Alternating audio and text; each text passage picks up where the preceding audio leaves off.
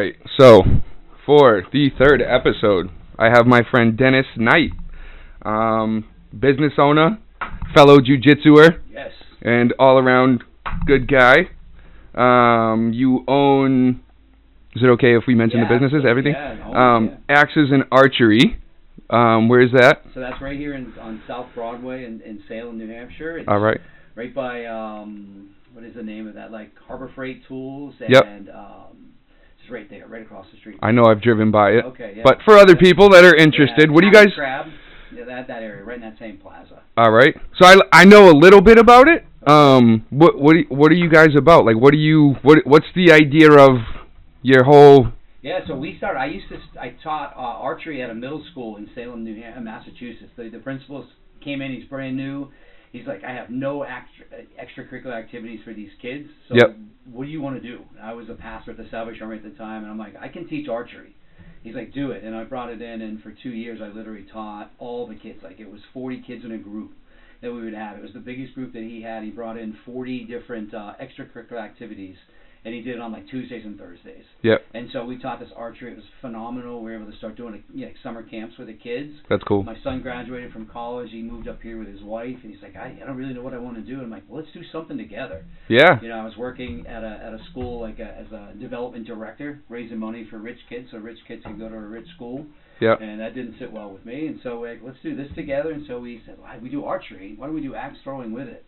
And we sort of built it ourselves, and so it's kind of a cool business. It's pretty lucrative. We're in the slow months, but in the summertime, we need like 90 people a week to be profitable. And we're at like 175, 200. We wow. 300 1 week, and I'm like, this is pretty profitable. And we were smart enough to kind of keep our money so that we can float through the 2 months where it's kind of dead, where people are like, I got to be outside now. Right. So like we're right in the middle of that. So it's like a little panic, but we were kind of wise with our money, and so we're looking forward to it. We got a ton of big groups coming in. A lot of people love it. We're separated a little bit from some of the other ones. We do a BYOB, so we say bring your cooler. We have no responsibility with that. Yeah. Which is kind of cool. But people get to sign a waiver. They want. Yeah. Show me your ID, and you're good to go. But people love it. It's like digital scoring. It's the archery seems to be. I didn't know the archery was going to be as big as the axe throwing is. I actually thought it was. Had I known that, I would have had more archery lanes. Yeah. We have a fellow friend, Nico, came in, and he and his wife did the archery last week, and they had a blast. And he's like, I'm coming back. I'm going to beat that high score. He's like, I missed it by 1 point. Yep. So, but people that give it a shot, they love it. You can bring in whatever you want, drink. Same thing with the food. So it's kind of a cool business. My son and I get to do it together. It's locally owned, so you're supporting a small business. It's going right back into the community. So that's awesome. That aspect of it. Yeah. You're kind of building a community base. Right. In a way. Yeah. We give a lot back. Anybody that calls us and says, hey, we're having a fundraiser, we're like, yeah, here's a couple gift cards. That's awesome. They're going to bring somebody with them anyway, so it benefits them and it benefits us. Yeah. So if you know anybody that's listening that they're doing an event for a charity, whatever it could be, we don't ask many questions. Like, take it. Yeah. So let them know for sure. That's cool. So as far as the archery and like, so I'm thinking like that would be that. It seems like a good time to just be able to like you can bring in your own food. Right. B, you can bring booze. Maybe bring a designated driver. Possibly, right. Bring grandpa. You know. Right. But yeah, who doesn't want to drink beer and throw axes at stuff? Sharp things. Yeah, it sounds super fun. Pretty awesome. Yeah. Where do you guys like? How did you build that? Like how do you get? What kind of red tape goes into that? Like, because I would assume, like a shooting range, there's all types of stuff that you gotta like. Yeah, I thought dot your T's first, and right, but dot your T's and cross your I's. Or dot them both and cross them both, right? But we actually, once you find an insurance company, because it's a growing thing. It's like we talked about earlier. It's like that new bowling. Everybody. Yeah. So it's not as taboo as it used to be now. People, and it's completely safe. You're in a lane by yourself. And so the worst that could happen is the axe could drop on your foot. That's literally the worst thing that you could do, and that's going to be self-imposed. You're going to drop it yourself. It's not like it's not going to bounce back like the YouTube videos show you. That just doesn't happen. Right. And you're far enough away. It's not. It's a heavy object. You're not. Right. You're 10 feet away from at the closest you're going to get is 10 feet. Yep. So it would be like totally safe to bring your kids and Right, and I think have a family time. Say we got to be 18, you got to be 16. We're like 10. Hell yeah, dude. We can teach you at 10 years old how to throw an axe. My son Luke, he's 10. He throws it better than most men. He's just got this weird. He's an athlete anyways. Yeah. He's good. So he's throwing it like a baseball. He really is. He's kind of like side arming it. Yeah. Gets it in there, but high scores. Dude, if a 10-year-old can do it, you can figure it out. And so you guys teach too? We do. So we do it a little different. We're not going to babysit you. If I can go to the gun range and shoot, and I don't have somebody watching over my shoulder, you should be able to throw an axe or shoot an arrow. Yeah. So we do it like a 75-minute thing where like give me 10 minutes and I can have you proficient at the sport. Yeah. And then you work your way. And you got a whole hour without me even looking over your shoulder. I'm there. I know you're safe. You've shown me that you're safe. You guys can have your own time. You're not here. We've been to other places, my wife and I. We brought all our kids. The guy stood there for like the entire hour. It cost me over like $300 to bring our whole family. I threw for like 7 minutes. Yeah. And he was like telling his dad jokes, and I'm like, God, I got my own jokes, right? Like, leave me alone. These are my kids. Yeah. So this wasn't really like, I can't imagine being on a date and having to think of that third guy going in. And they do what they do, and God bless them. But with us, it's like we'll teach you how to do it. Before we walk away, you'll know how to hit it every time. Right. And then if you need anything, just grab us. We'll be at the desk. Yeah. So, works out pretty good. That's awesome. So you get an hour of... It's 75 minutes. You can do like one of two packages. You can do a 75 minutes of either axe throwing or archery. Yep. Or you can combine it into like a 2-hour. And people think we're trying to sort of upsell you with that. But it really, if I'm going to teach you how to do an axe and an archery in the 75 minutes, it's not enough time for me to really teach you both and then give you adequate time to enjoy both. So we really sort of say, just do the 2 hours. You can do an hour of each. Yeah. It works out perfect. That's awesome. Yeah. So we got does the axe throwing business tie into the thing you're doing with King Me Ministries? Yeah, so King Me Ministries is kind of different. When we started this, the idea was the worst thing about being in a church as a pastor. Yeah. I mean, there's a lot of BS that you have to put up with, but the hardest part of being in a nonprofit is looking at somebody and say, hey, would you mind paying for my way to accomplish something like that? I can't stand asking people for money. My wife would sit here and she's like, oh, but you're good at it. You have a way with people. But it's not fun. It's not a fun thing to do at all. So the idea was how do we build a for-profit business? And the idea is that would trickle down and that we could give back to this ministry. And ministry in the sense of it's not a church. It's really just identifying a need in our communities and saying, what can we do to meet that need and make these people stronger? So the idea behind King Me Ministries is, if you've ever played checkers, you get your little checkerboard, and the idea is to get all the way to the other side of the board, and I get to look at you and say, King Me. Mm-hmm.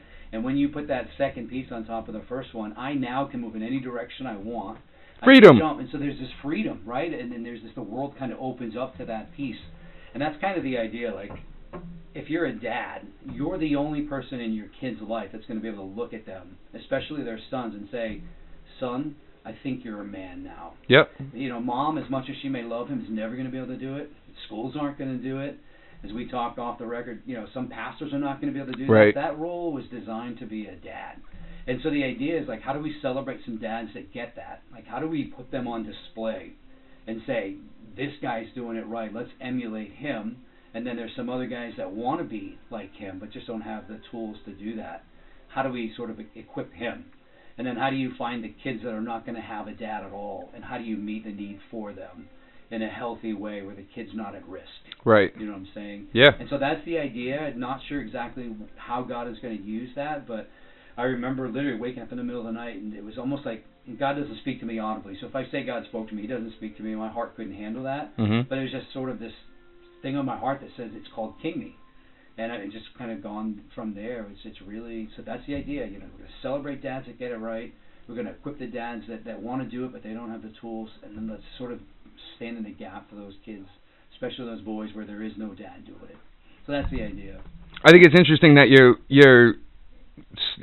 you have that idea of like a strong role model, a father or a father figure, and you've done, or you're in the process of doing that with King Me Ministries, but you've also, like, you've shown an example of it by starting a business with your son. Right. You know what I mean, and teaching your kids a skill.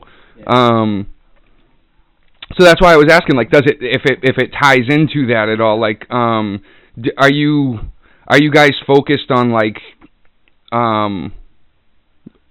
being like how would you essentially like be a role model? How do you find a role model for somebody that needs one? How do you know they need one? Right. Um, Right. So I think the first thing that we're trying to do is really identify the dads that get it right. Yep. You know, I don't want to be the only person speaking and saying, "Look at me, look at me, look at me." There's nothing about my life that I love more than being a dad. I'm a dad to 5 kids and a stepdad to 3 others. Wow. And my oldest son, he's 26, just turned 26 the other day. He and his wife have a son, and the kid's gonna be a year old August 1st. And I'll tell you, as a dad, watching your son be a good dad, it changes everything. Yeah. You're like, I did something right. Right, something's right, because I see how he loves this kid and how he lay his life down, and I see him teaching him to walk and teaching him how to eat, silly things, right? But it's that sort of that foundational stuff of him teaching him how to change a tire, how to ask a girl out.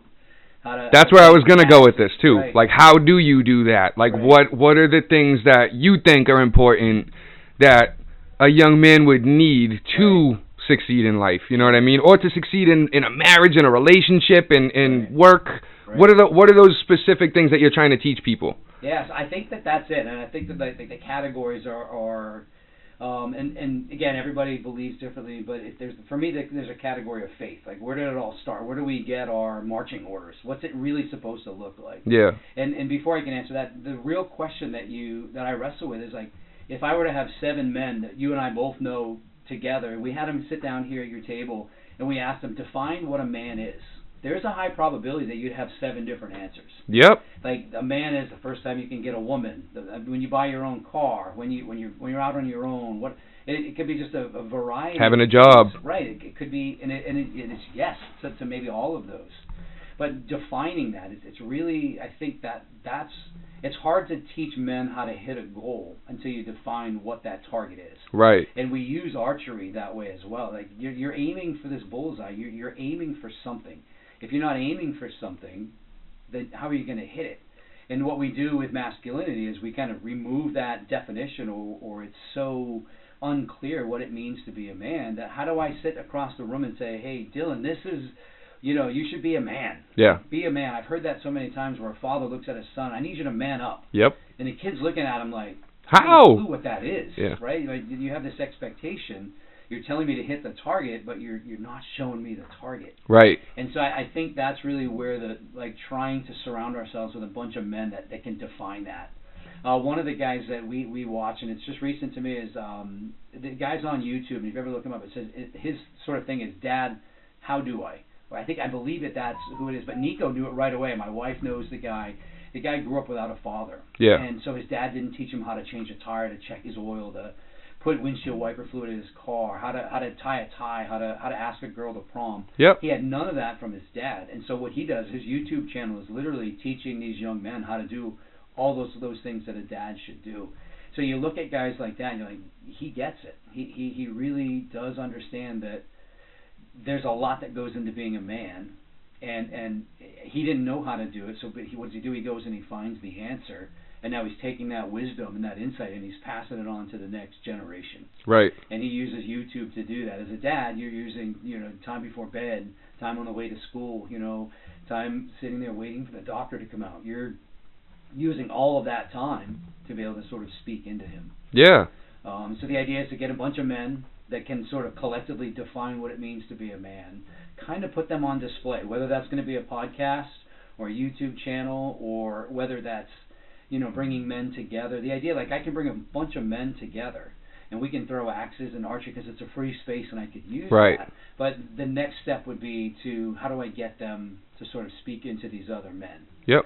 Most men that aren't men, that struggle with being able to define it and having a sense of, do I really measure up? The greatest quote I ever read in a book when it comes to men's ministry is, if you were truly to get down to your worst fear and my worst fear and every other man's fear that you could ever get out of them, yep. Their fear is that other men are going to look at them and know they're faking it. Yep. Because they just don't know that they're a man. Because nobody looked at them and said, I king you. Yeah. You now have the power. And when a dad does that, like, it doesn't matter what 12 other men might say to that boy. His dad approves of him. His dad has validated him. And to really get to the point where now you're equipping dads with, like, these are the things that you want to sort of celebrate. We're the only culture that I can as I study this, we're the only culture that doesn't have an initiation process for young men. Yep. And you've read this, whether it's, Native Americans or other, mostly tribal places where they still will take the man. They'll pull bullet away ants, from mom, right? Something They'll like pull this. away from mom and the rest of the community, and they put him through this sort of set of tests, and it's going to reveal that he's a man. And not only does it reveal him, but when it's done, they pull him aside and they celebrate that. Right. And that's what we just don't. I don't see that in our culture. We graduate high school, go into college, maybe, right, get a job. You know what I mean? And it's right. And it's like then by the time you know it, you got you maybe you meet a woman, you're trying to get married, and like by the time you realize you don't know what you're doing, you got a kid, right, and you're like, oh, how do I teach him how to be a you know what I mean? So. Right. But you actually touched on something that I've read. I don't know if you're a fan of Jordan Peterson's work. I listened to him on Instagram or whatever. Yeah. So I like through psychology, through a lot. Like I was a big fan of Carl Jung's work. Okay. And like Joseph Campbell, and I got into Jordan Peterson's work through that. But one of the big things that he talks about is having an aim, and he's like, he compares it to shooting an arrow. Really? Yeah. And he's saying if basically like what you just said, if you don't have a goal, if you don't have something to aim at, you're stagnant. You don't know where you're going, and that's like that. Just that little bit of information has pushed me in a direction where I'm like, my whole life I thought like because you're tough or because you're, masculine or whatever. Like I always struggled with this because it's like you can be as tough as you want. You can be as you can be the best jiu-jitsu player in the world. Right. That's not going to help you get a house. Right. That's not going to help you raise a kid. That's like it's going to do certain things for you. Mm-hmm. But if you don't have an aim in a direction, you're stuck. And I watched my parents kind of both go through that. My dad was a painter for almost 40 years. He started, I think, when he was like 13. One of his foster parents taught him how to paint. Yeah. And it was like a huge thing for him, and that was his goal. Right. That was his, to put it in a short way, this dude had been through, I think, 13 foster homes. His mother, I don't know, I don't want to get too far into it, but he went into the foster care system in Massachusetts when he was like 9. Now that he had been through, I think, 13 or more foster homes. Very, very rough childhood. You know what I mean? He grew up in a bad area, and it's like all of the things that you can imagine might happen to somebody, he went through very young. Anything you can think of, basically. And when he met the guy that taught him how to paint, unfortunately, I never got a chance to meet him. I'm pretty sure he died before I was born, but or they just had a falling out and just lost touch with each other, whatever the case. But even at the time, like, my dad was a troubled kid at that house. Right. He was getting in trouble still, and occasionally, getting in trouble with the law, and he's young. You know what I mean? Like, I can't imagine going to jail when I'm 13. Right. You know what I mean? Right. I got lucky that I didn't, but it's like I remember getting arrested at that age and being like, holy shit, like, it's about to get real, being scared, because like cops aren't at that point. They want you to be scared. Right. So they're going to scare the shit out of you, you know what I mean? So I remember that, and, like, he went to jail when he was that age, you know what I mean? And, like, through the stories, without getting too deep into it, like, he went from, it was like the foster care system, like, people ain't paying attention to you at that point. Right. You know what I mean? You're just going to go through the circuit. Yeah, you're a little pain in the ass to these people, you're not, they don't care about you, you're not their son. Right. They go home to their son and they teach him how to be a man. Right. They don't give a shit about you. Right. You're just a pain in their day. Right. But he ended up, like, kind of changing a little bit of his path because he ended up going to Boston from a DYS center, which is like Department of Youth Services. It's essentially like juvie. Mm-hmm. But he's like, it was bad enough there, and like going to Boston, like that ain't no joke. You know what I mean? Like now you're with the big boys, and you're a kid. You know, so all that being said, this guy taught him how to paint. Okay. And once he learned how to paint, it was like off to the races. Mm-hmm. You know what I mean? Mm-hmm. With a goal and with something to focus on, it took him away from a lot of the things that might have made him like I don't want to say like career criminal, because I knew him. Like he wasn't gonna be a career criminal or anything like that. He wasn't like a criminally minded person. He was just in a bad place.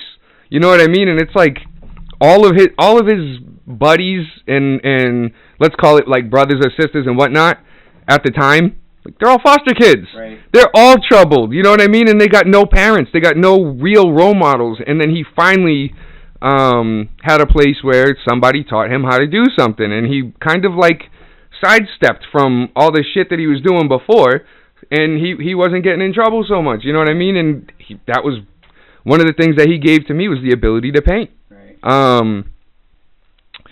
But even with that, it was like I remember asking him questions like, hey, what do I do about this? You know, a big problem with me, if I'm completely honest, is work. Like, right. I'm a really hard worker, but I've never been. I'm getting a lot better. I'm 29 now, so it's like I've grown up slightly. But you know, I always had like issues with authority figures and stuff like that, even as a young kid. You know what I mean? Like I had a hard time listening to, hey, don't do that. Sure. I was always like, why? Right. Why not? Right. You did it. Right. You know what I mean? It's like I was just having this talk with my mom the other day. Like it's really hard for a kid, you know, if I'm watching my dad or mom smoke cigarettes in the car, mm-hmm. and they're going, this is gonna kill you if you do it. Right. You're like, yeah, but you're not dead. Like, in 30 when you're 12 is like, you're old. You know what I mean? So it's like, you're fine. You know, you still look young. You still have all your teeth. It's all good. You're trying to trick me. Right? Yeah. Keep me from doing something good. Yeah. Right? And it's like, you have to. In my life, it's been really difficult. Jiu-jitsu has helped me a lot with this. Like, it's really hard to find, like, solid reasons to not do what your parents do. They are your ultimate example. Yeah. So, like, when I was getting arrested as a kid, it was like, it was weird, because it was, I remember feeling, like, slighted, because they were getting pissed with me. Right. You know, I got, you know, I don't want to be dramatic, but I got kicked out of my mom's house when I was, like, 14, went to live with my aunt. And I felt like slighted, because I was like, I was almost trying to like impress certain people, you know, like both my parents came up in rough backgrounds and stuff. My stepfather too, like, came up in a real rough background, and you know, like the difference between my growing up and their growing up was they weren't, you know, blackening my eyes, and they weren't, you know, they thought because they were doing things a little bit different than their parents, then it was working. Right. And it's like, by the time I hit the age where I could go out and be wild with my friends, mm-hmm. I was trying to, you know, I take personal responsibility for it, don't get me wrong, but I grew up around drinking. I grew up around... that way just seems... One of the greatest lessons I ever learned, I was a youth pastor. Yeah. And I'm a white guy from a small white town in southern Maine. Yeah. And I was in Springfield, Ohio, and it was, you know, the population in Maine was 100% white. I go to Springfield, Ohio, where 50% of the kids that we had coming to this church, it was literally a church just for kids, because they were too wild to ever put in a church. Yeah. So we had to have a church just for these kids. It's like a last resort thing. Right, but it was fun for them, and we played dodgeball with like punching bags, you know, like the square ones, the shields. Yep. Whip those things at some of these kids. You get them in the face. I got this big old red mark here, and they loved it. Yeah. It's like a badge of honor to these kids, right? But I remember some of these kids like standing in the chapel, and they were like flipping each other off. And I remember this white guy from this white community like, you can't do that in church. And the pastor, you know, kind of saw me lose it one day and sort of trying to correct these kids. And he said, Dennis, that's normal to them. Yeah. And that was a lesson that I've really had to unpack a lot of times, where if I'm asking these kids that grew up a certain way to act a different way, I'm literally asking them to do something abnormal. Right. And that's really what I'm hearing when you're saying that. You're saying, you know, I saw this. It becomes your normal. Yeah. Whether you live in a family of alcoholism or poverty or drug abuse or sexual promiscuity, whatever your normal is.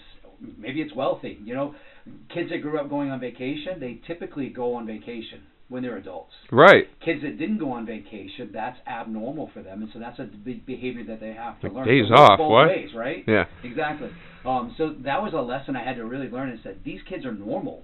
This is what these kids do, and you have to accept that, and you slowly have to give them a new normal.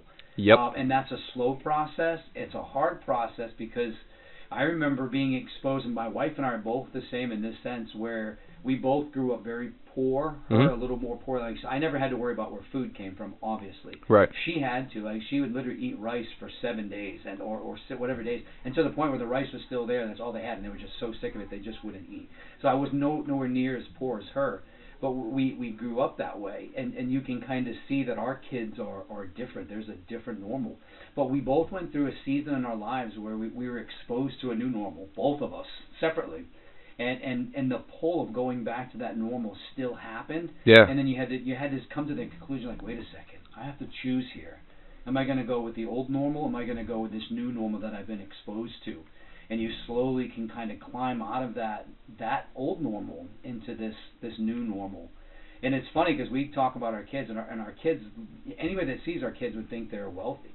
And her and I, we still kind of have this mentality sometimes. We're like, you know, don't take advantage of this, because this, and you fully expect, it can all disappear. And we fully expect, like, the house we live in is beautiful. Yeah, we'll lose it someday, and we're not Yeah. going to. But you have that mindset, and they don't. And so what you know, that whole idea of growing up a certain way and trying to get out of that pull towards that normal is incredibly powerful. Yeah. And you talk about, you know, setting goals and being able to get to them. You have to. And if that guy hadn't taught your dad how to paint, or give him something to aim at, He would have ran the streets instead of working. Yeah. And I kind of heard this not too long ago, where it says, you know, if you're not landing the punch, throwing it harder is not going to help you hit it. Yeah. You've got That's to great. learn how to close that distance, right? It's not flailing. You know, flailing in the middle of that lake right behind us wouldn't help you swim. Right. Flail harder is not going to help you swim. You've got to learn a different technique to get out of that, a different aim. And it's So that's really powerful. difficult to teach people, like, especially, like, I mean, it's hard to teach kids in the first place, but if somebody's already, like, by the time I was, like, 14, 15, I'm, like, already drinking, I'm already smoking, I'm already hanging out with wild people, I'm turning into a wild person, Right. You know what I mean? It's like, if you would have told me at 16, 17, 18, like, literally until I started doing jiu-jitsu and like, that's what helped me separate, like, oh, shit, I'm doing stuff wrong. Mm-hmm. You know what I mean? Because there's not a lot of, like, pushback. Once I was already smoking and drinking, it was like...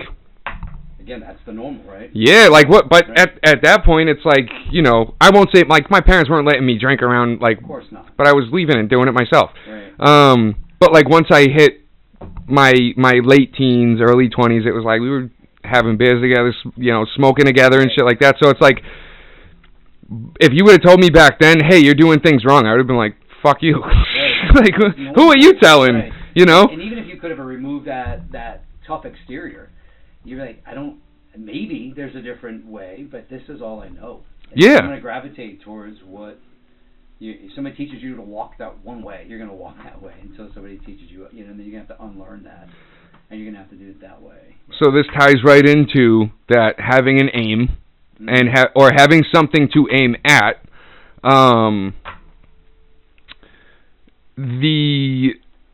So like I always like ramble on about jiu-jitsu, but I love it. Please we'll skip this part, but because she's like jiu-jitsu. Right? Maybe not though, because I'm tying it into what you're. Widow, right? Yeah, she's losing you to a sport. Right, yeah.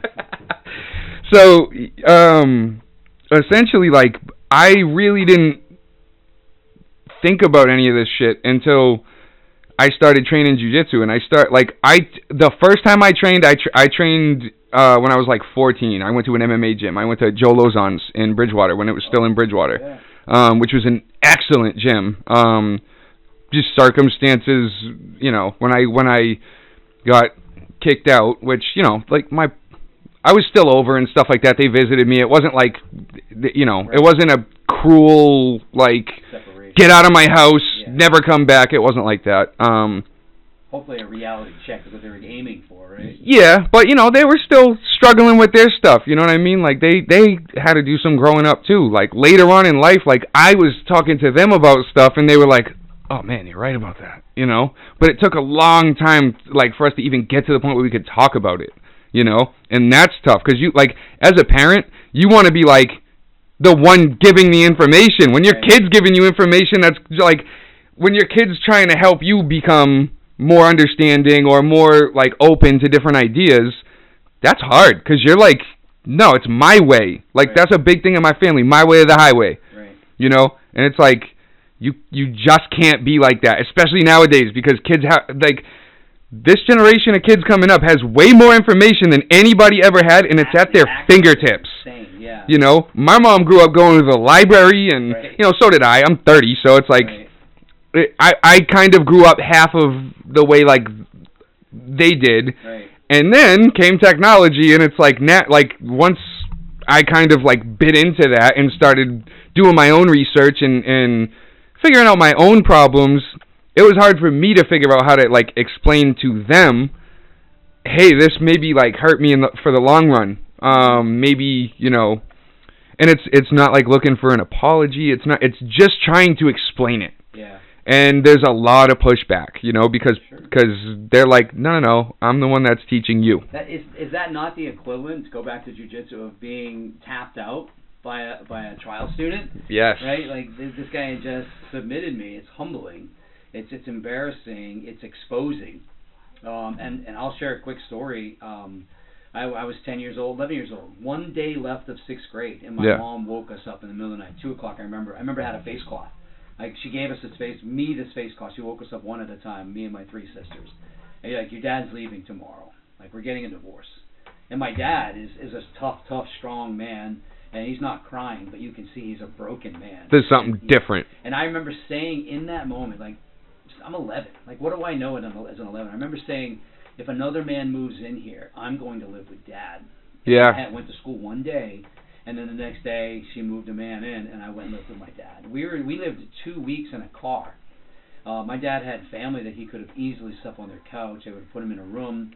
It's too prideful. But he was too prideful. We slept in his car. I remember, like, one of those core memories of, like, seeing the police knock on your dad's borrowed car. The man left his car for my mom, who didn't have a license because her boyfriend had a license. He didn't even have a car. Yeah. And so my dad, being the guy that he was, left this. And I'm like, all kinds of weird things going on. Why is my dad sort of taking the back seat here? Why is he not None of it's clear to an 11-year-old. Right. And then my mom, in my mind, she chose another man over her son. I was a mama's boy in the sense of not weak, but I loved her. Yeah. And I loved being with her, and I loved who she was, and that ruined it. Yep. And I remember just the hateful years of being 11, and it was not until I was 25 years old. And it really was, and it was a God thing where God's like, you just got to let it go. Yeah. And you kind of touched on it. That's what brought up the story was, you don't have to ask for an apology. You're not going to get that. Right. If that's your goal here, you're not gonna get what you want. Your mom is not there yet. But it was the equivalent of that trial student, this new person, this new adult, understanding the way the world is working enough to look at you and say, you kind of did me wrong here. Yeah. And I don't want a pound of flesh, but I want to heal it, and I want to get through it. Right. And I remember being I would fight with her, and I had no idea why that's such a deep anger. And it wasn't until I was 25, and I was literally at 25 years old, I would just let it go. And we had a great relationship from that point on, and and that is so hard to do. She called me. I was working at the Salvation Army, and if you're familiar with the Salvation Army at all, you know that they have their red kettles at the Christmas time, and as a Salvation Army worker, you're working 19, 20 hours a day for a month and a half. It's just exhausting. Yeah. And you're just talking to strangers all day. Right. And so she calls me, and I'm dropping off some workers at the mall, and she calls me. She's like crying, and she's like, I got pancreatic cancer. Ugh. And I remember in that moment she was just so scared and so broken. I was just like really able to share with her God and really just sort of see her just put her trust in Him. Mm-hmm. And it just the peace over that 10 months. You know, she chose no medication, she chose no treatment. Like I said earlier, she watched my dad go through that. Yep. She was not about that. She was a tough woman. Never complained one day in her life. Wow. Made some terrible mistakes in her when she was young, right? Yeah. Here's a woman who was adopted, and she was sort of the stepchild in the family, and she was the one doing all the chores. The other 3 kids were privileged. There was a military family, so you add that on, and so she was kind of beat down. Yep. As soon as she was 16, she attached herself to the first guy she could meet. She got pregnant, she got married, and that didn't work out. And then she met my dad, and my dad raised my sister as if it was his own. Then they had me, you know. So it's such a. But I say all that to say like that was hard. You're looking at my mom saying, "I know that I'm younger than you. I know I'm the new white belt. Yeah. And I know that you've been around the block a lot, but I got to tell you this. I got to share this with you. You need to know what you did." Never got the apology that I felt like I needed, but at that age I just didn't need it. At that point, I just accepted it. I'm like, I don't need it. I'm going to forgive you. You just wanted the relationship to be there. Yeah. Somebody once said that when you forgive somebody, you realize that you're not letting them off the hook. You're literally letting yourself off the hook. Yeah. You're the one that harbors the hate and the anger, and you're the one that wants to see them get paid back. When all that's gone, it's like, oh, I can breathe. Yeah. You know? Yeah, that's big. So that was definitely it's interesting, you know, definitely a smaller town. You grew up probably closer to Boston, you said, and yeah, the city area. Brockton. So, but very similar in the sense of, you know, there's a lot of brokenness there and nobody knowing how to deal with that. And it really goes back to the whole idea of King Me. Like, you know, let's go to your dad. You know, what kind of father did your dad have? I'm going to guess, right? And because it can be so obvious that the missing component so many times in the brokenness that you see in men is just a lack of another man looking at him and saying, you're there, or you're not there, and this is what we have to do to get you there. Right. It's real easy to tell a kid, you're not there yet, and then be like, I don't know how to get there, but you're going to figure it out someday. I've got 2 sons. I got 2 biological sons and a stepson. So I got a 26-year-old and a 10-year-old. And the 26-year-old was the easiest kid I've ever seen. You know, slept through the night as soon as he got home. Easy guy, you know. Super lucky. Went to college, like, just a good guy. Yeah. And he's the guy he's a dad now. And I got the 10-year-old who he's forgive the word, but he's a hellion sometimes.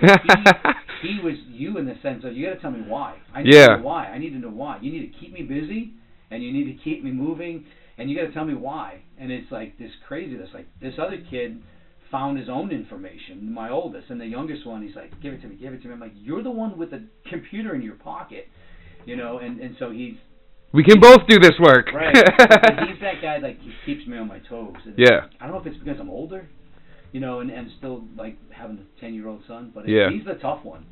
And, you know, of course, he's been through a divorce with his parents, too, and he lives with dad. And he's kind of a mama's boy, too. If you gave him a second, he'd go back to his mom's. In a second, he'd go back and live with his mom in Augusta. And it would ruin him. Yeah. Because she's not challenging him. She wouldn't even get him to brush his teeth. You know, just those basic things. But what a parallel to see that at 11 I went to live with my dad, and now Luke lives specifically with me and his stepmom. And it's just a totally different world. He goes to his mom's, he comes back, he's rattled, he doesn't sleep, he's not clean.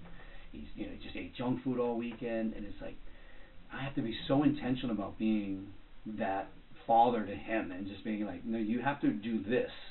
And this sounds weird, but you have to use the toilet brush after you use the bathroom. Right. You have to brush your teeth for 2 minutes. You have to take your underwear out of your pants before you put them in the laundry. The other guy was like, all right, I saw it. It's normal. I can do this. But this guy is so. But what I'm saying is, like, if I were to step back and just be passive in raising Luke would be a burden on society. Yeah. I love him, and he's a solid kid. He's got a heart of compassion, but he would get himself into trouble quickly. And you look at some of the kids like his age that are sort of built like him, that need to be constantly busy. They constantly need the information, but if they don't have that structure, they just kind of go down this crazy wild path, and it just, you know, it can ruin them and wreak havoc on a lot of people. So that actually reminds me a lot of me when I was little, because it's like, so me and my brother grew up where it was like, My parents split when I was 3, but they had a rocky relationship up to that point anyway.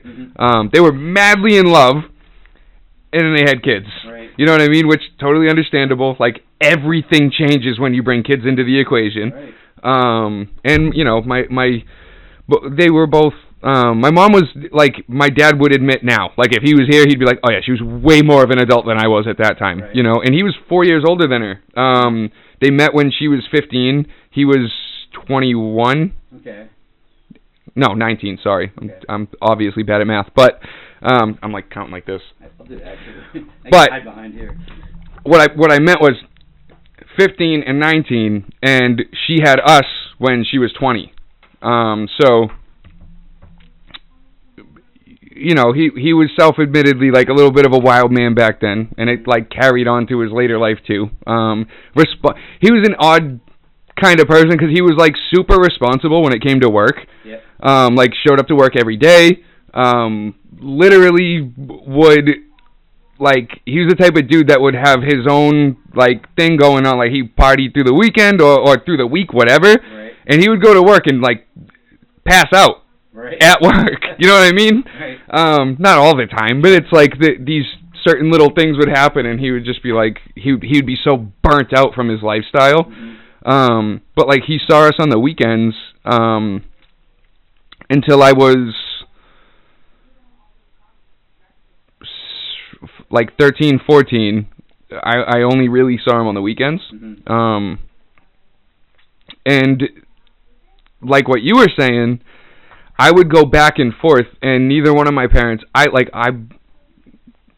love them both, but I don't think they were prepared for kids. You know what I mean? Like they looked at their parents and they thought like, they did it, we can do it. And I'm like, you guys are fucking crazy though. Like we're gonna end up like that, you know? Right. But and you know, for a while we did, but it's like they sort of would go back and forth, and it was like I would leave my mom's house. And my dad was the type, this is probably why I do a podcast. My dad literally would sit us down at like 4 or 5 years old. The second we were coherent and we could like put together what he was saying, he was talking like an adult. Right. He used to call us little men. You know what I mean? He never called us like boys. He was like that, like, you guys are little men. I like that. You know what I mean? Because he kind of looked at it like, if I'm not honest with you, I don't think he thought he was going to live super long, especially back then, because he was a wild man, you know what I mean? I don't think he thought that he was going to live as long as he did, and you know, he passed away at 53, 54. Forgive me for not knowing exactly, but just the difference between the houses. My mom was like, really, we were in a horrible neighborhood, so it was like she was trying to shelter us without being too sheltering. Right. You know what I mean? Like, she would let us kind of explore a little bit, but it was like we couldn't, it wasn't a neighborhood where you could like go ride your bike down the street and meet up with your friends, and like that shit didn't come until we were like older and could watch out for each other, and like it was like, I better be able to see you from the porch. You know what I mean? So it was like it was there, and then my dad was way more relaxed. Okay. Where like my dad, like, being that he got us on the weekends, he was a blue collar guy, worked his ass off his whole life, and he would kind of like, he would be like, he spent a lot of time with us, but it was like in between naps. You know what I mean? Right. Like, he was trying to catch up on sleep, and he was trying to like. He was living a rough life outside of what we knew for a long time, and it was hard because it's like I would go there and we would talk for hours and hours and hours. Like, we'd be up till 3 a.m. with my dad talking about grown man shit. Right. You know what I mean? And he would be like questioning us like we were men, and like. There's not it's funny things like having the talk with your dad at like 6 or 5, and it's like, whoa, okay. Like, he was that kind of dude, no filter, just go. If you want to talk about something, he's going to talk about it. And he was trying to like beat the clock. Right. You know what I mean? In a way, because his own life was wild, and he was like, I'm not going to let another man teach you about shit. Right. This is my job. Right. and he only had 2 days a week to do it, if that. Right. You know. So we would go over there, and it would be like going back to mom's. It was like, hey, Dad said this, this, this, and this. Is that true? And she would be like, what is he teaching you over there? Oh my God. Like, and it, like, for years, that became like a huge problem, because it was like, I would go back to my mom with all these questions, and she would be like, you're turning them against me, and this and that and the other thing. And like, I don't ever think he was doing anything like that intentionally, but it was like, you're giving. It's why I think deeply. You know what I mean? That's why. Again, it's why I have a big mouth. I like talking. You know, I can talk to people for hours. And I don't even need a subject ahead of time. We're just gonna talk, right? Nope. I got 2 things written down here, and it's like it's what I started with. Said it, she's like, "What's the topic?" I was like, "Don't know." Life. Yeah. We'll figure it out as we go. Both of us can talk, so we're good. And that's it, man. But it came from that, and it's like it's. In the long run, it was great. Like, now I'm looking at it like, thank God he was there, and thank God, like, for whatever it's worth, he taught me a skill. Right. And it's to talk to people. But I didn't know how to use that the right way for years. Right. You know what I mean? Because a lot of people are real turned off when you start talking about personal shit, like, immediately. Right. You're like, wait a minute. Like, slow down. We don't know each other. Right. Yeah. And then you know, as I got older, I started realizing you can't, like, bump into someone in a hotel lobby and tell them your life story. Right. I literally did that with my brother, like, a few years back. Like, we're talking to some random dude, and he just goes, it clicked with me, because he goes, you guys are really cool, but you're a little too open. And we both kind of looked at each other like, dude, that guy could be a serial killer. Like, we don't know. He just gave us a pass. Like, you know what I mean? Like, he's like, you guys are too open. I'd feel bad if I'd stuff you in a trunk. Right. You know? We're just like, whoo, that was a close one. Right. Could have been anybody. And it's just like, that was kind of one of those moments where I was like, oh, shit, I got to shut up sometimes, you know? But, yeah, just going back and forth was like, it was tough, because, like, then you start getting into a point where you're like, I love my dad, but I love my mom too. So, like, when I'm over there, keep whatever Dad says quiet. Right. And then inevitably, Mom's like, "Why are you so quiet?" Right. And I'm like, "Well, there's a void here. There's something happened." Yeah. So it's like there was just that back and forth, like, tennis match with the both of them for years, and that, like, kind of, I don't say, for lack of a better term, it messes you up as a kid, because you're kind of like trying to protect the both of them. Right. You know what I mean? And it's like, if you guys would just fucking talk. Right. You skip the middleman. Right? Yeah, like, just figure it out between yourselves, and we won't have to be the guys relaying the messages or hiding the messages, right. You know? We do the same thing. Like I said, we have 8 kids together. Yeah. House is either full or it's empty. You know, so we have all the kids one weekend, or the other weekend they're with their mom and their dad. Yeah. And so it's wild. And that's that constant, you know, there's always that gap, like, right, what they're with, you know, my wife's kids are with their dad, or my kids are with their mom. You're always like, I want to know what's going on in my kids' lives, but, you know, she's with another guy, and do I have a right to ask? Yes, I have another right. It's my kid. Right to ask, but it never comes across like that, and so she'll balk at that and say, your dad's just judging me, and I'm like, I just want to know, like, we've been divorced for 5 years. You're now with, you know, and I'm not trying to pass judgment on her. I'm trying to illustrate the difficulty. You know, I kind of want to know who's in my kids' lives. For sure. Statistics, especially with young girls, the further you get away from the biological dad with the list of men, the higher probability that one of them are going to get hurt. Yeah. And that's going to send me to prison. You know, right. I don't want to go to jail. I'd like to sort of, you know, hit that at the pass and avoid. You don't want them to grow up being attracted to the wrong things, or falling into a different crowd or whatever. Like, or just being safe. Like, they should be safe. But like, what they feel and how they feel of being, you know, I got to protect what happens at mom's, and I got to protect what happens with dad's, and it's very different lifestyle. You know, we are fortunate enough to be able to do more with the kids than their other parents are, and so there's this sense of they'll protect that parent, because, you know, we're not passing any judgment, but we're not going to, you know, not take you on vacation because the other parent might or might not want, you know, be able to do that. Right. But one of the things that we in our family, like, we've both been divorced, obvious. Yeah. But we took the girls aside, and my wife was like, you know, God hates divorce. And we, I've heard that one before. Right, but we told ourselves as Christians and followers of God, and here we are saying to our daughters that God hates the very thing that, you know, that we've been a part of. And they looked at my wife like, "What are you talking about? How is that possible? You did this." And we're like, "Mm-hmm." And here's why. Because you as a child get stuck in the middle, and you need a dad, and you need a mom, and you need them equally, and you need them both, and you need them at the same time, and you need access to them both at the same time. And so for that to be pulled from you, it does a lot of bad things to you. Yep. One, it paints a new normal, right? Yep. That's what people do. And it's early. Right. In most cases. Right. Or it just destroys everything that you had hope in for the older kids, right? Yeah. I thought this was going to go this way for the rest of my life. So a lot of bad things happen. So to tell them that, we had to sort of say and be honest, like, God doesn't want this. Here's why. Because there's a lot of good that comes when a mom and dad do the talking. And they come out of the room, or they come out of wherever, and they have this sort of like, they're on the same page. There's a game plan. There's a game plan, and no one's deviating. Right. No one's undercutting the other person. You see a team. Right.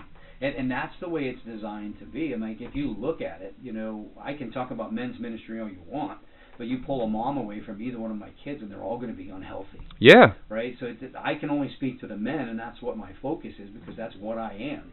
And so some people look at that as chauvinistic. They're like, you're just speaking to the men or to the boys. I'm like, it's kind of what I know. Yeah. I stand up to pee. I don't sit down. I can't. I got to tell you how to pee into the toilet. Yeah. Like, whatever that might be. I'll write your note. Going right back to aim. Right. It's all about aim. Right?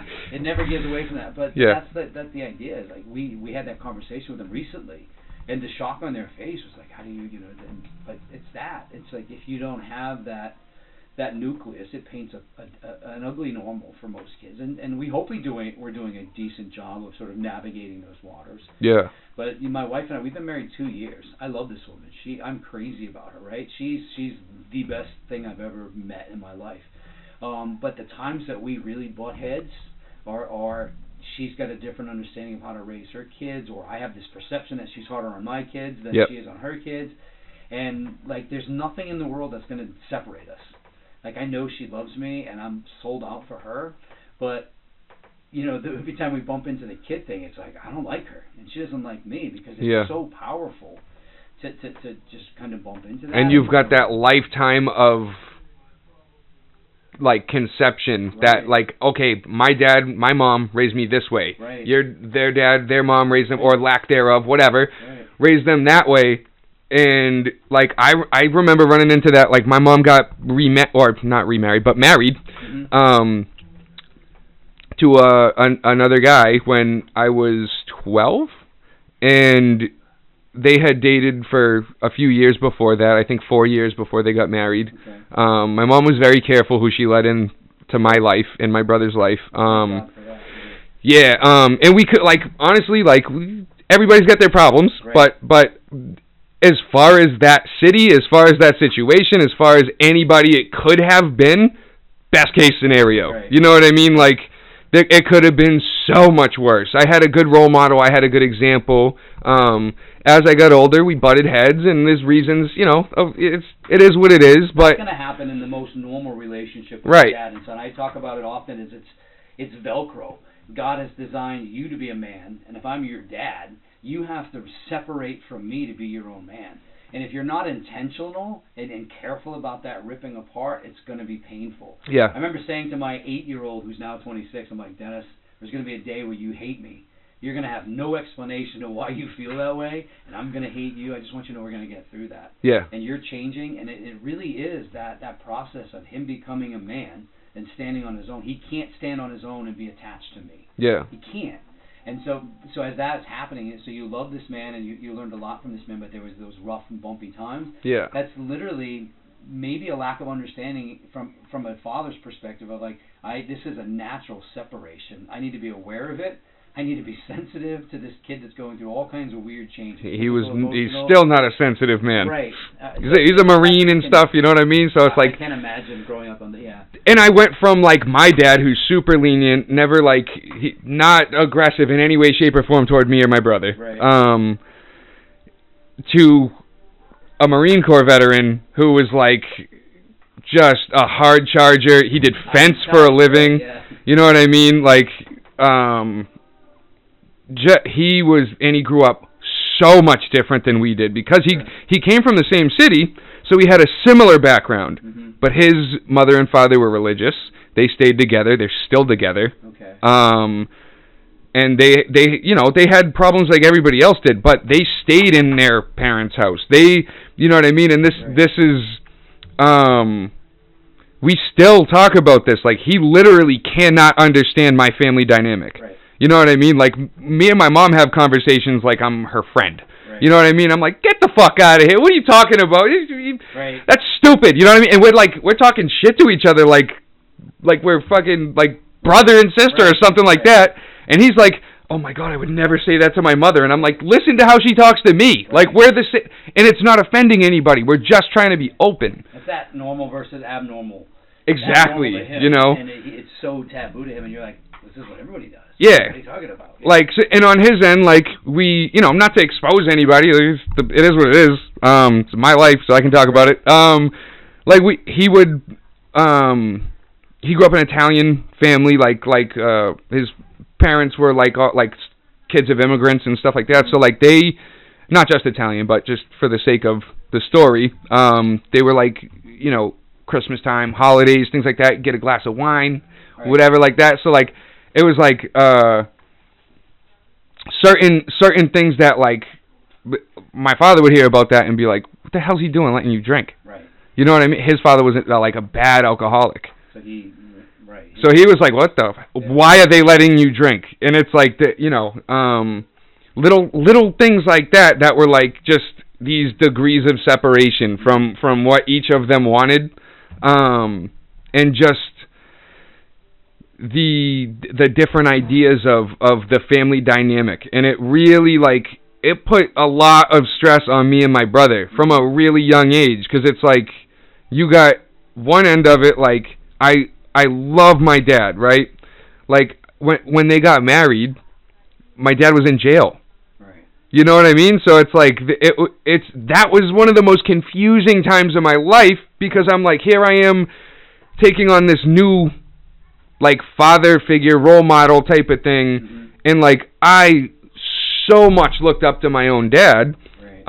But like I was getting these other opinions where like his family would come to me and be like brutally honest about how they felt. Sure. Your dad. Yeah. And they weren't like mean or anything like that, but they were like kind of like along the lines of, oh, thank God you got somebody good in your life. And it's like, right, yeah, but you guys don't understand. You don't know him. Right. You know, like whatever he's doing right now is like a different aspect of his life. He's not like this guy that I can't trust. He's somebody that's always been there for me, whether it's on the weekends or not. I always looked at him in a certain light, and other people on the outside looking in looked at him like he was like screwing up. Right. And I was like now I know, yeah, he was screwing up. Right. But at the time, I'm like, I don't care. That's my dad, you know. Right. Like I'm, like a lot of kids go through the same stuff, but it's like here I am like writing a letter to my dad, and he's in jail. He's locked up for non-payment of child support. Right. So it's like this mind-boggling thing for me, because I got half the people going, he doesn't even fucking pay child support. What a loser. Right. And it's like, no, but like he still needs me. I still need him. Right. And the child support thing was like none of my business. That was outside of your realm of understanding. Yeah, like I didn't understand at the time that was like a bad thing, you know what I mean? And it took me a long time to be like, okay, like if I had that situation going on, I would have to do that. It's about having an aim, being a man, doing the right thing. And that's where I understand where you're coming from. Like, it's not be a man, go like punch someone in the face, like, oh, don't be a wuss. Like, it's not like that. Right. It's more along the lines of know your responsibilities, be there to take care of your responsibilities, and try your best to do the right thing. Right.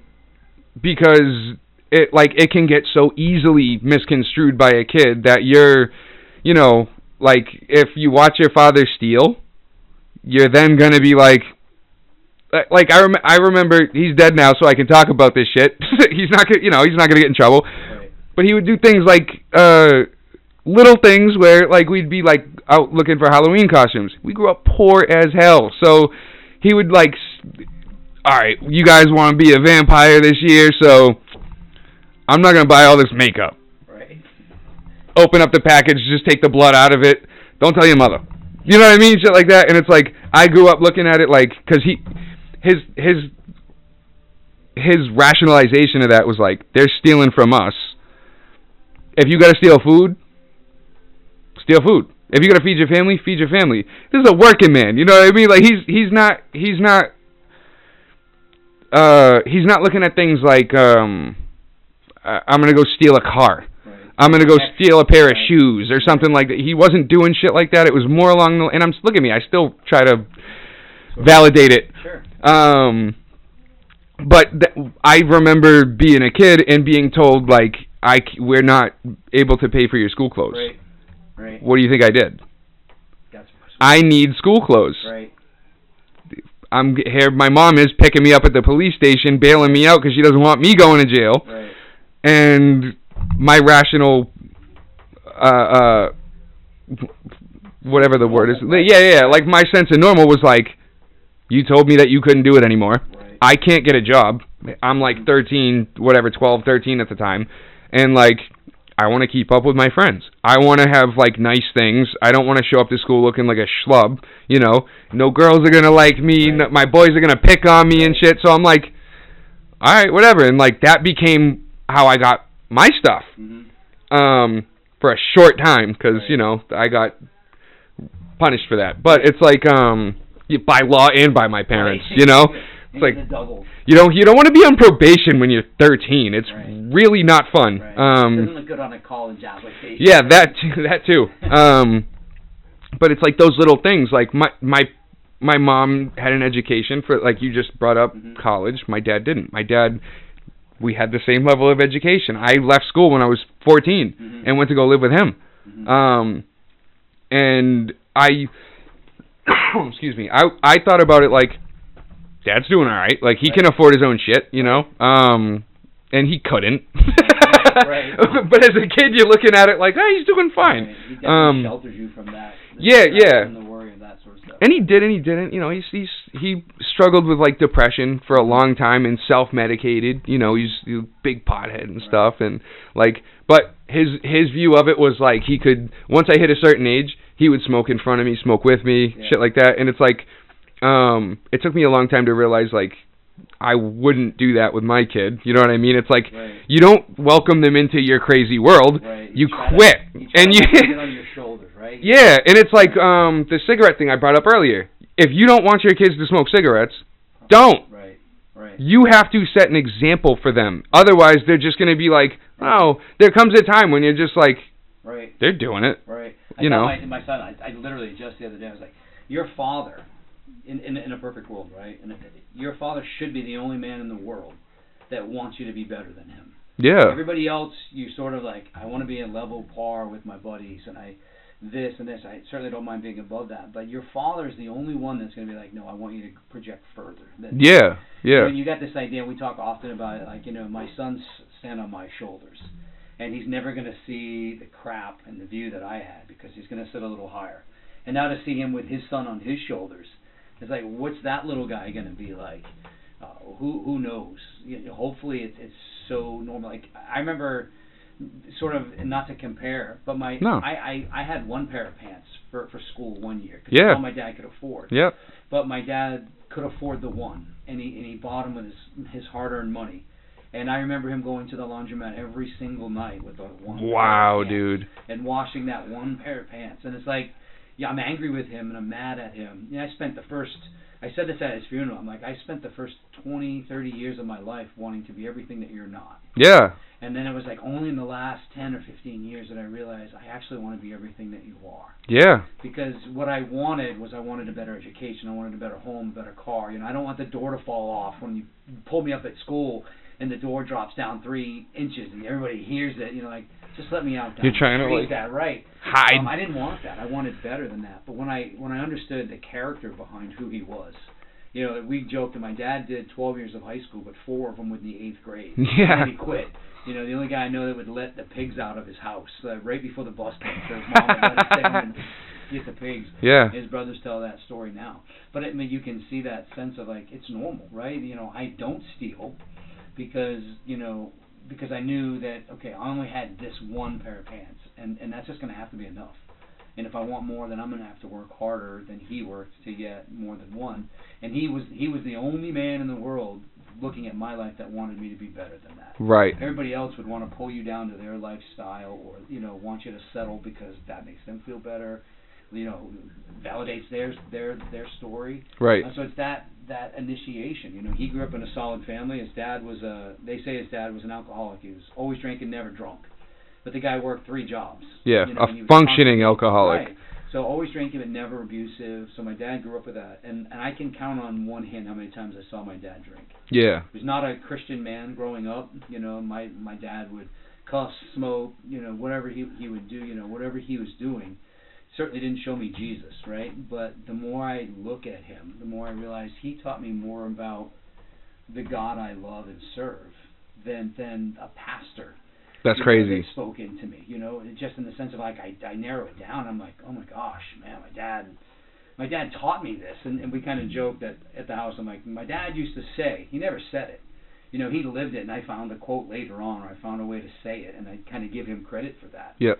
But that's really the way it was. My dad was a good man in that sense, and he didn't know how to initiate me because his dad just let him go as soon as he was old enough. Right. And because he wasn't initiated. That's the thing with the older generations, right. Too. It was like, you're 18, get out of my house. Right. But what saved them was that dads at least modeled it. Whether the dads talked about it, they at least got up. They lived it. Went to work.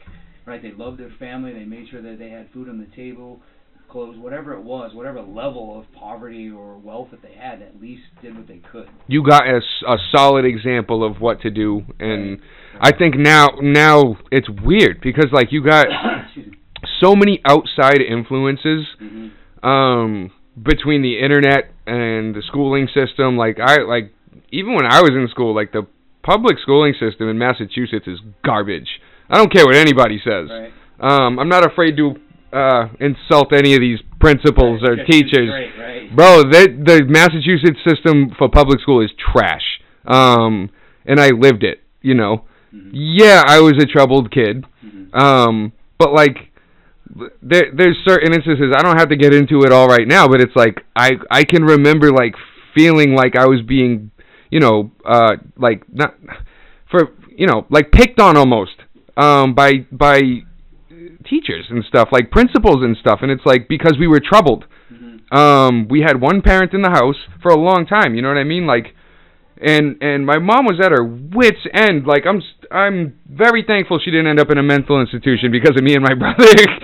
Any woman that has to raise a boy by herself, she deserves a lot of She had twins. Oh gosh. Yeah. So it's like, and are there harder situations? Yes, all over the place. Sure. But she's like, especially back then, like she's a 100-pound woman, right. Raising 2 boys that we constantly fought. Sure. The last time I think, like, got into anything, like, my brother won't mess with me now because he doesn't do jiu-jitsu. Right. So, I got the upper hand now. Yeah. He's now calling me when he has a problem. Exactly. But, like, we grew up, like, beating each other up, man. Like, when we were little, it got to a point where they were like, we gotta, like, my mom, like, we can't, like, she's like, I can't even separate you guys anymore. Like, we're gonna have to call the cops. We're gonna have to do this. We're gonna have to do that. And it's like, we ended up like just separating, and I lived somewhere, he lived somewhere. Mm-hmm. But like looking back on that, it's like that had to be difficult. You know what I mean? And if my father had been in the house, it would have been, because I remember there's footage of it. They had like a little camcorder back in the day. And when they were together, you could see, like, I would cuss in the other room, and my father would be like, "What did you just say?" Yeah, it was immediate, and I was like, "Nothing. I didn't say nothing." And that my mom didn't have that. Mm-hmm. She was like, she tried. She like don't get me wrong, there were times my mom scared the shit out of me, but because she might be 100 pounds, but she's 100 pounds of fire, dude. Right. Like she's still like she'll still punch me. You know what I mean? She ain't afraid of jiu-jitsu. She's like, let's go. Coffee mug right in the forehead once from my mom. She was always the mom that said, wait till your father gets home. Yeah. But I remember getting kicked out. I like one last chance on the bus. It's like you get 3 and you're walking the rest of the year. Mm-hmm. I was down. I had 2. I was down to 1. This kid was just picking on me. He gets off the bus, pushed me. I just turned around and just dropped him. Like one punch, walked away. Yeah. By the time I got home, his mom had called my mom. Your son's stomping on his ribs. I'm like, none of that happened. You just hit him. And she's like, my son's going to jail. You know, like we didn't get into that kind of trouble. And so she was like so mad, and she just went to whip this coffee mug and hit me right in the forehead. And she was mortified by that. But, yeah. But like the same thing. Like I was 11 when my mom and dad split, and before I was 11, I can't remember one night we didn't sit down and eat a meal together. Yep. But at 11 until I was 18 and on my own, I can't think of one time I sat down. And so you talk about a change in lifestyles. You know, I remember Thanksgiving we'd wear a button-up shirt, and like we're a poor family, but we'd sit in this little apartment kitchen. And she'd cook dinner every single night, and we'd sit down as a family. And I just don't remember a time that we didn't have that. Yeah. And then divorce comes in, and the separation, and then I didn't want anything to do with my mom, and I was only there when my dad made me. And then my dad was too busy working. Like he'd work 70, 80 hours a week because his heart was just broken, and he just wasn't in it. Yeah. He needed something to occupy his. I did his laundry at 11 years old, and we'd have sandwiches in the microwave like every night. You know, yeah. Cereal for dinner. You know, it was. Definitely didn't go without food, but it was not ideal. Right. But you compare. And then you take those things that you've learned, and you're like 19, 20 years old, cooking mac and cheese in the microwave every night, and you're like, but so that was one of the things I was going to bring in too, like without jiu-jitsu, like just nutrition-wise, health-wise, sleep-wise, habit-wise. Like I stopped smoking, I stopped eating horrible food all the time, and I became an example for my dad. Right. You know what I mean? Like my dad saw how much I was doing, like physically and mentally and all that stuff. More than seeing it, he was seeing the change that brought, right? Yeah. Yeah, and he was like I remember him being like, what the fuck does it matter if it's organic? Like, what does this matter? What does that matter? And I'm like, dude, I'm still not like sure about all that stuff. Right. But at the end of the day, my lifestyle changed so much because all I wanted to do was keep up. Right. I wanted to survive that first 6 months to a year. Right. And it turned into 3 years, you know, like until I got to Henzo's, dude, I was like struggling.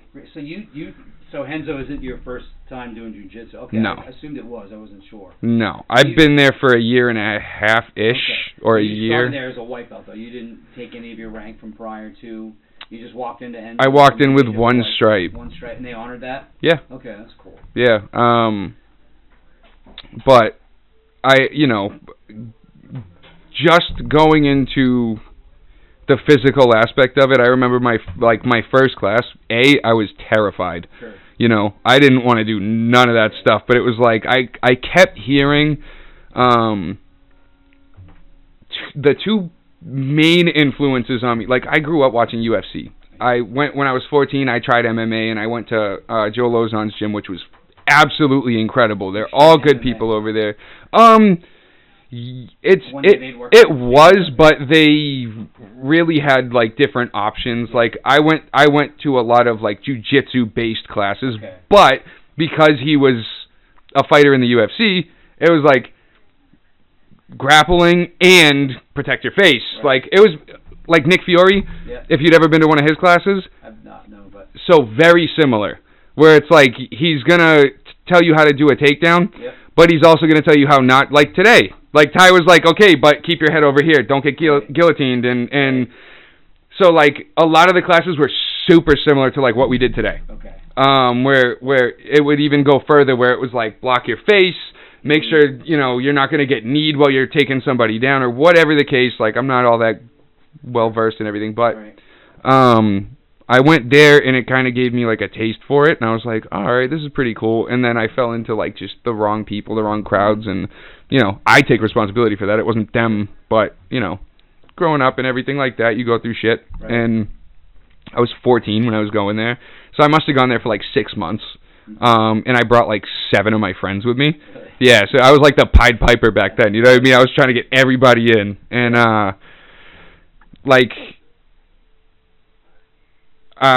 well, the other part was if you brought your friends in, Joe's thing was like, if you bring one friend in, you get this much off a month. Right. If you bring 2 friends in, you get this much. So I was like, I'm bringing everybody in, bro. I got to afford this, right?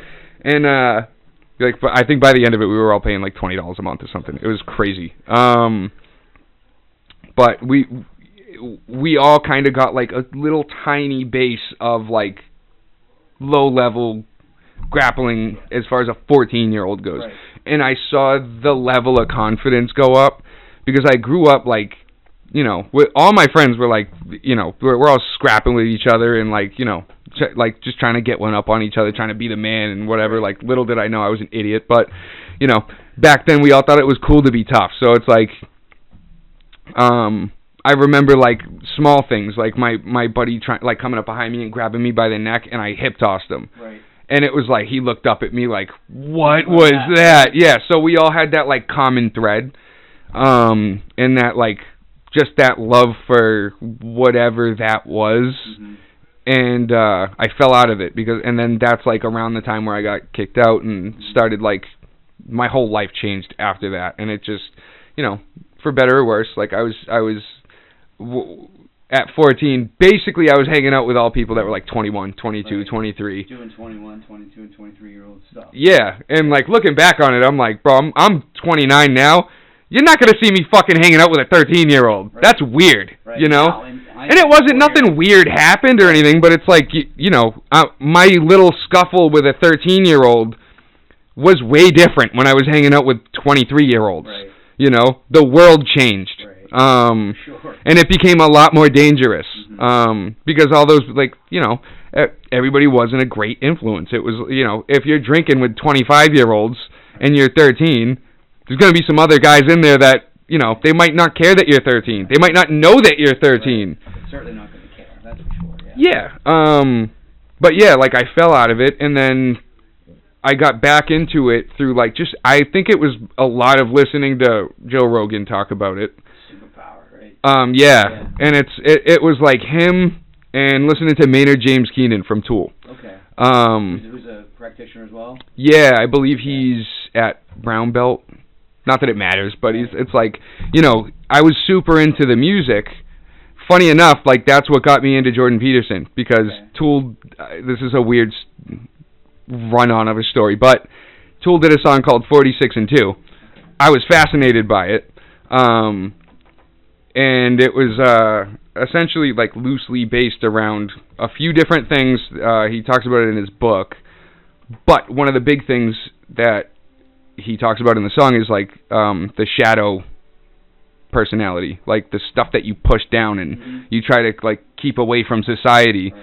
And it's like the idea is like you're hiding what you need to embrace. Like if there's like, I'm not saying be violent, but what I'm saying is if you have this like mean streak in you, you have to learn about it. You have to not necessarily embrace it in a negative way, but the ability to kind of have a monster, for lack of a better term, that you've tamed. Mm-hmm. Be capably violent, but also be able to control it so that it's not something that's going to get you in deep shit. Peterson says that. He's like, you don't want to curb masculinity. You want men to be men. Yeah. But you want men that can turn it off when it's not necessary, but turn it on in a second. You can't be weak, man. You can't. You know? There's no such thing. That just doesn't work. You're not going to survive. That's the world. Circle is like, how do you define a man? You know, and my like sort of the definition that I really kind of working through now is a man is someone who makes mistakes and grows by them. Like, it takes responsibility from them. Right. Like, you make decisions, and that's good or bad. Huge in martial arts. You choose to have a kid, you better take responsibility and step up. You choose to start a business, you better step up and make sure your employees get whatever you you mess up your marriage. You need to be man enough, and it's such a weird word to use if we don't have that full definition, but you need to be the guy that can go to your wife and say, hey, you know, I didn't love you the way you needed. I didn't take time to understand you. Right. Understand where you were coming from. I lost my cool. Like, you grow. And what grows is people's respect for you.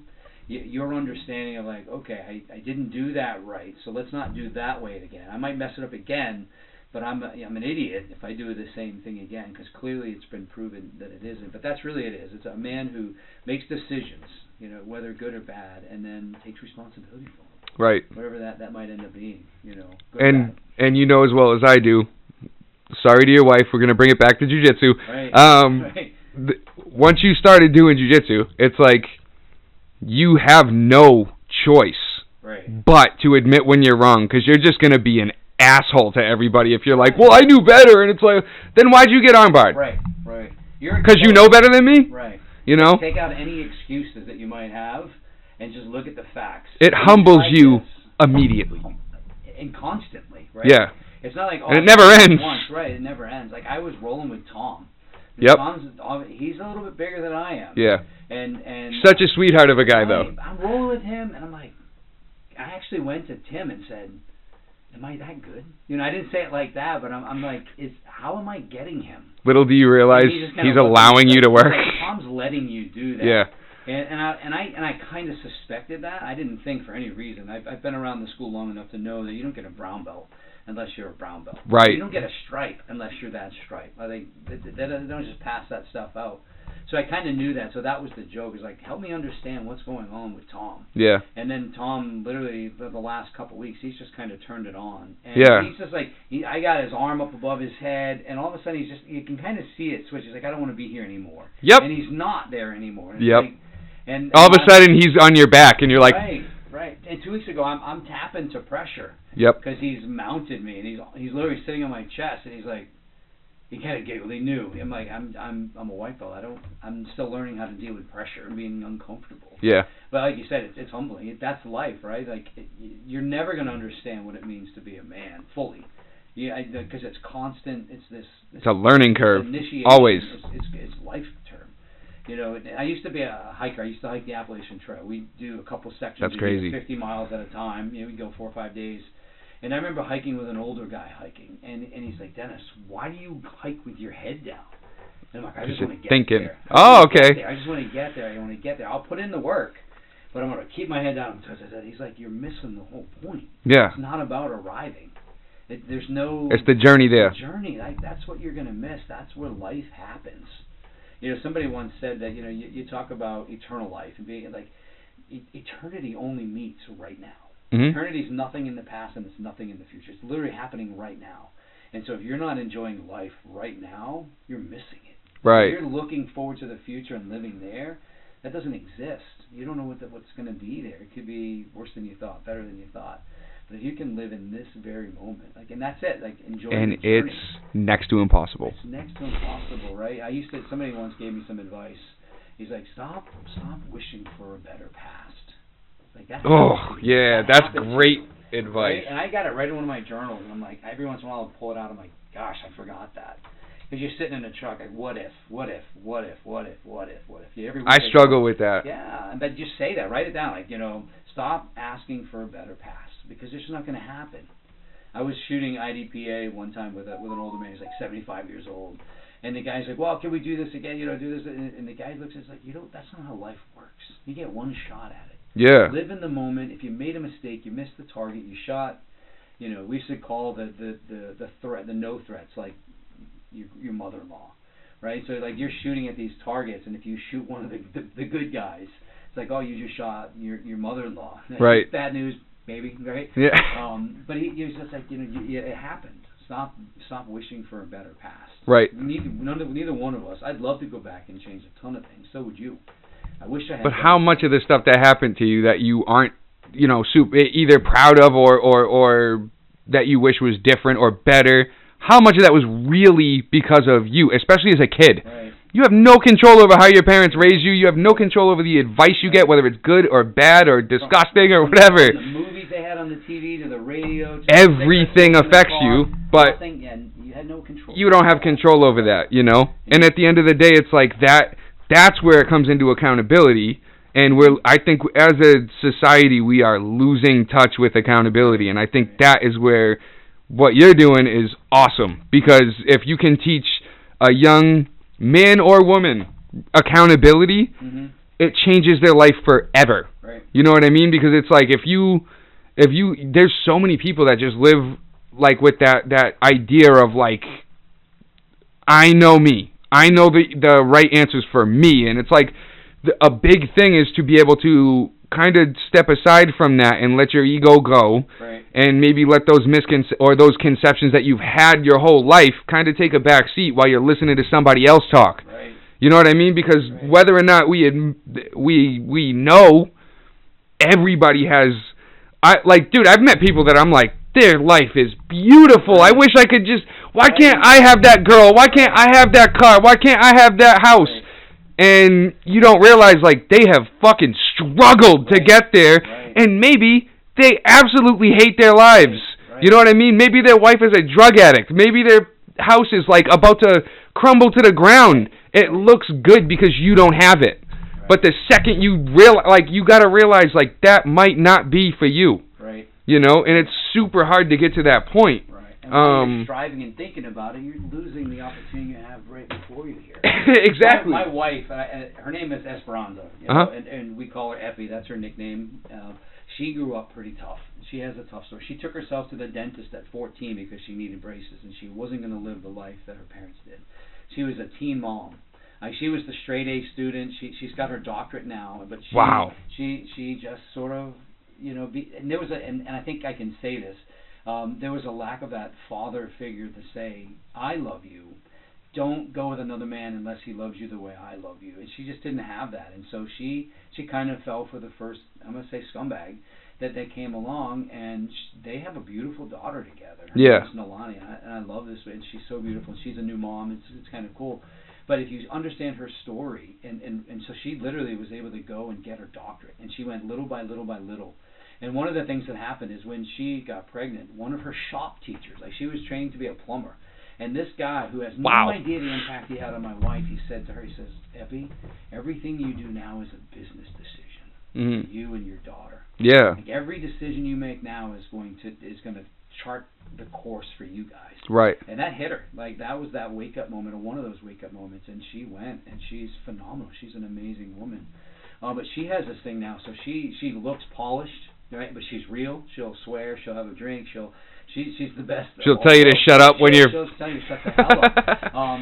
But she has this saying where she can look people and she can be so real, and she goes, okay, that happened to you, that happened to you, that happened to you. Now what? Right. That's literally. Now it's up to you. It's like, now what? Stop blaming. Stop with that BS.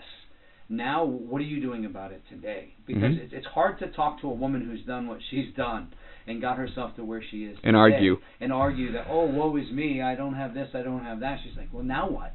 And so she has such little tolerance for people who sit there and want a better story, you know, a better path. Yeah. She's like, it's hard to break that too. It really is. And again, that goes all the way back to that normal, that sense of like, this is how I grew up. I remember sitting in a truck and watching my dad, and you could just see it in his eyes and his posture. He wishes he could go back to the way things were. And he missed a lot of time with his son. You know, and you sort of encouraging me to start this podcast and really sort of celebrate these dads and equip. But my dad was one of the things, and one of the things just kind of writing some notes the other day was, my dad, I know so little about who my dad was as a man. Yeah. I would say, on a scale of 1 to 100, I know about 3% of who he was. And he knows about 13% of who I was. That's my dad. That's crazy. That's my idol. Like, that is my hero in a sense. Like, and we went through it. That Velcro ripping apart, and that wasn't a very fun process. But I look back and I'm thinking, what would be different in my life? Again, hoping for a different past, but only in the sense of how do I sort of help other people avoid that? Like, what would be different if I knew my dad's story? Right. If I knew it, if he sat down and told me. And it's kind of a corny thing that we're trying to do, and we're trying to build this now. But one of the things I've done with my kids, the younger three, I didn't do it with the older two. But I have a journal that I write in it. I wrote in it first, and I put it on their bed. And I'm like, when you write back in this, I'll give you, within 24 hours, I'll give it back to you. I can answer any questions you might have. You can ask me anything about my story. You can write your hopes and dreams, and I'll ask you a bunch of questions. And what's going to happen when they grow up and they have this journal, they're going to be able to look at their dad's handwriting. And their dad's going to be like, huge. Hey, this was part of my story. And they're going to be able to look at that. Yeah. And I'm like, I'm wounded because I know 3% of who my father was. And he was a good man, and he was there. So you can imagine these dads that aren't there. Like, just equipping dads with this journal, like, start this with your kid. Yeah. Like, whether you're a mom doing it with your daughters or your sons, this is going to be a gift that they are going to treasure when you're gone. Right. I moved to Ohio when I was 18 years old, and my dad, uneducated, broken English, right? You know, he really doesn't know how to write. Wrote me a note, ripped it off, right? This, you know, it's like a Pepsi stain on it. Very crude. Right, but it's like, you know, I guess now for so long, I'm going to miss you. I love you, son. And I tucked that into my Bible. And, you know, when he died, I almost left that in his, because it was so important to me, such a treasure to me. That's in my dad's handwriting. I almost put it in his casket, like he was cremated, but I almost gave that to him. I'm like, no, I need to keep that. Yeah. That's his handwriting. I'm linked to my dad's handwriting through that one little note.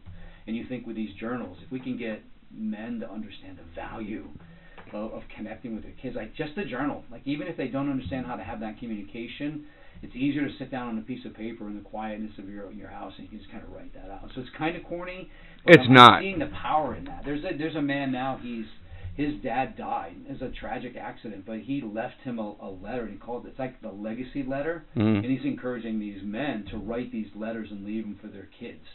And I'm like, long before I ever read that was this idea of his journals I've been doing. And it's kind of the same idea. Like, you're going to have an ongoing story time with your kids. They're going to ask you, what was it like when you went to school? You know, and you're going to be able to, what do you want to be when you grow up? And the 8-year-old says a firefighter, and then a doctor, and then, you know, however, I mean, they're going to be able to. And as they get older, it gets a little bit, the conversation gets more serious and more in depth and more probably about life. Right. And you let the kid dictate it, too. Like, yeah. The kid can ask you your favorite color when they're 7, and you can say, well, that's my favorite color, this is where I like it. But they're going to see that, and they're going to be able to, like, cling to that when they're older. I cling to a piece of paper.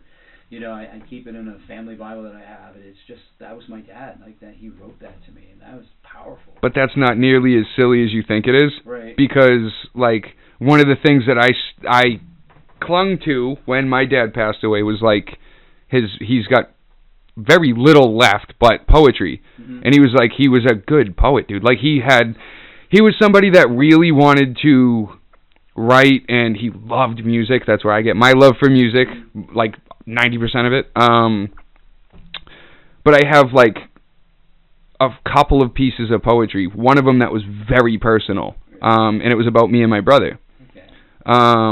Treasure. Yeah. And the thing is, like, like, dude, I still have, like, notebooks that have, like, his appointments in them and stuff. Really? And it's just because I have his name written on it, and he wrote it in his handwriting, and it's like, that is so important to me. When he was in jail, he was writing me letters. My, you know, I forgive him for this. It's not like I'm holding a grudge against him or anything like that, but my stepdad, we moved in the middle of, like, when him and my mother got married, we moved to another place, and I was struggling, man. I was like, what do I do with these letters? Because, like, part of me was so pissed at my dad. Mm-hmm. And this is where, like, the Velcro thing you're talking about, most kids, I won't say most kids, there's a lot of kids that don't have dads, there's so many situations, but I would say most kids that grow up with a dad in the house, they're going to go through that Velcro phase in 18, 19, right. 20. Like, once they start being an adult. I was going through that phase when I was a kid. Right. Like, I was pissed with him. Right. But also loved him, and I wanted him, you know, I wanted him to know that. So, like, we would write back and forth, and there came a time where I was like, you know what? I'm done writing you. And I didn't write him for, like, a year. Mm-hmm. And that, it still bothers me now because it killed him. Sure. You know, he literally waited and waited and waited and waited, and it's his own fault he was there, mm-hmm. But he was, like, really disappointed when he got out because he was like, you are the only person I was talking to. Yeah. You know, and it was just, that was so rough on me. And then to have to tell him later that when we moved, I asked my stepfather, like, what do you think? And my mom was, like, pissed at him at the time. He was in jail for not paying child support. Right. So she was pissed at him at the time. She was getting remarried. She kind of, like, wanted him to be in jail while she was getting married, just in case. Right. Yeah, like, just makes it a little easier to not have that right there. And I asked them for advice. And I said, what do I do with these letters? Mm-hmm. And he said, you ain't going to need them later. Just throw them out. And I listened. Right. And I regret that to this day. Because I would still have those letters, whether there was good in it, whether there was bad in it, you know. Whether it was filled with BS or hopeful promises. And I will tell you one thing about my dad. None of what he said was ever full of bullshit, dude. Right. Like, it was all, like, that's where I got.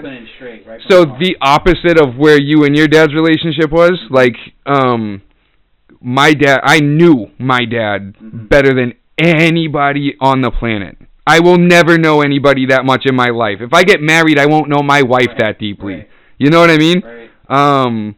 Like, I knew his whole story, mm-hmm. everything. The ugly, the beautiful. Right. I knew everything. It's not a bad spot to be in. No, I just, there's a time and a place. He rushed everything. It was like, I got to get this all out. And I knew way too much about him from a very young age. Right. Some of that you want to process as an adult. Yeah. Some of that you had to process as a younger man. A lot of the rough stuff is like, it's hard to handle that at such a young age because, like, I was listening to somebody earlier talk about how, like, you kind of grow up thinking your parents, like, if they're both in your life and you have, like, relatively, normal. Yeah, I can't even say normal, but you can't say it anymore, right? Like to have like at least a family dynamic of some sorts. You grow up kind of like thinking that your parents are these fucking superheroes, dude. Right. You think like that's my Superman, that's my Superwoman. Like they're doing, and they have that like almost facade while you're a young kid because they want you to think like that. Right. They want you to come to them with problems and all this other stuff. And, I think that my image of my parents was just tainted from a young age, and that really put a strain on our relationship because it was like because of my dad's openness, and I thank him for this. Like, it wasn't bad. Right. I don't want to get it twisted. Like, it wasn't bad. It was just, he was so open and honest that it's like I started seeing the world for what it actually was very young. And it was very helpful because we grew up in a bad place. So it's like, at the end of the day, I don't want to be up there with my head in the clouds in a neighborhood full of gang members and drug dealers and shit. Right. There's like bullets going over my head, and I'm just like, I don't want to be that guy either. So it's like, it was good to have that like reality from a young age, but you kind of knowing so much, that superhero thing drops, and you're like, oh. They don't even fucking know what they're doing. Right. And you stop trusting them, and you stop, like, it becomes like, it became an issue for me to figure out way too young. Mm-hmm. Where, like, I was like, I wanted to go to them for problems, and I was like, they don't even have it figured out. Right. I can't go to them for shit.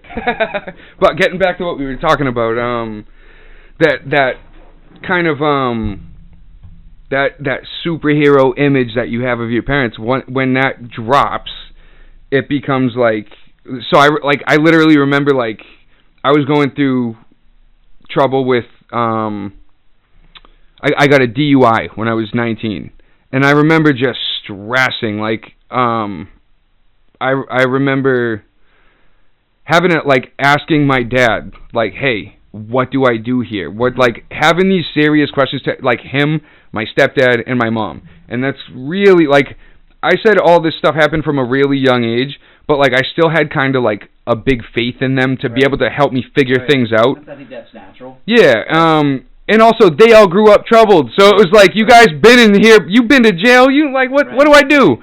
Right. And I just remember all of them having the same answer, and it was like, what do you want me to tell you? Right. You screwed up, you got to figure it out. Right. What do you want me to tell you? Right. And it was that serious, and I was just like, oh, I'm fucked. Right. Like, right. I'm alone now, right. And I don't know what to do. It's that moment that you sort of, that hero... The veil dropped. You're saying this, and I'm thinking of it. I remember when my mom, like, the 11 years old, when she did what she did, like, that's when she stopped being my favorite person in the world. Right. Like, I lost it. And I remember my dad, and my dad's was a little different. My dad and I used to... He used to, like, do, not mercy, but he used to, like, do a handshake. And he would, like, rub my knuckles together. Oh, yeah. And he had strong hands. And that was just, like, the biggest thing about my dad. My dad had these strong hands. Strong, yeah. And I remember being maybe 21. I was a dad early. So I was a dad at the time. And I remember one day, he just didn't beat me. And you were like, the tables have turned. I stopped. I didn't beat him. Yeah. I knew in that moment I could beat him. And I just didn't. But there was just in that moment, I'm like, I'm now here, and Dad's here. Yeah. And like, I'm literally getting goosebumps thinking about, like, that was the moment. Right. And it wasn't a bad, like, you let me down. For my dad, it was. But it was just a light bulb. Right. It's a switch. Like, he's human. He's human, right? And then he, and then obviously over the next 10 years he was sick, and and you went through that process of, like, gosh, he really isn't Superman. He's really human. And in a sense, I'm really on my own here.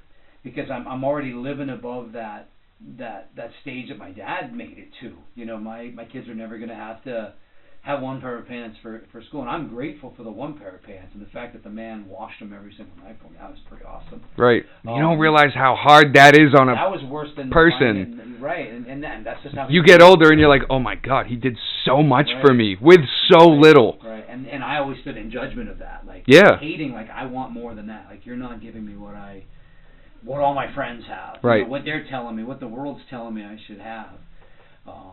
But I know, and I kind of live in the reality of one day. My oldest son's Dennis, and the youngest son is Luke, and like one day they're gonna look and say, "Oh my gosh, Dad's not as strong as I was."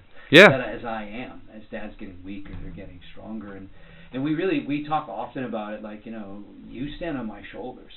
And I want you to be able to see further down the road than I did, but because I'm standing on my dad's shoulders.